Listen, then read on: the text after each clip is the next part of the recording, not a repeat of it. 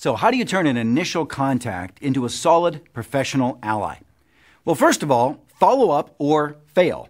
That's my motto for any of this. There's no point in making a great effort to meet someone if you're only going to drop the ball after you've made a good first impression. Make sure you see it through. It is absolutely hard for me to believe that in a world like today, so competitive, that people don't follow up.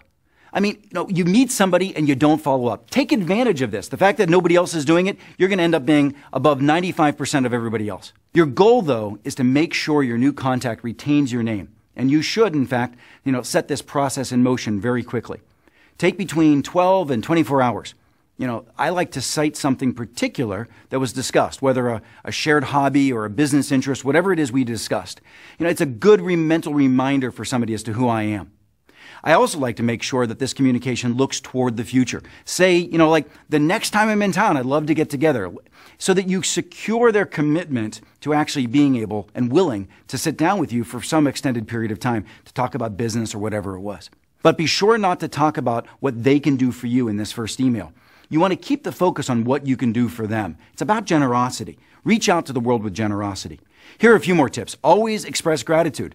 And in fact, reaffirm the commitments, as I mentioned earlier, that you've already made. Emails are fast, but an additional way to do it could be a snail mail, and that'll actually add a nice personal touch. And don't forget to follow up with someone who has actually acted as a go-between. If somebody introduced you to this individual, express your appreciation to them and let them know how much you really appreciate it and that the conversation went well.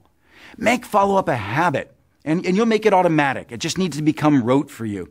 You'll seem all the more memorable for actually having reached out in the first place.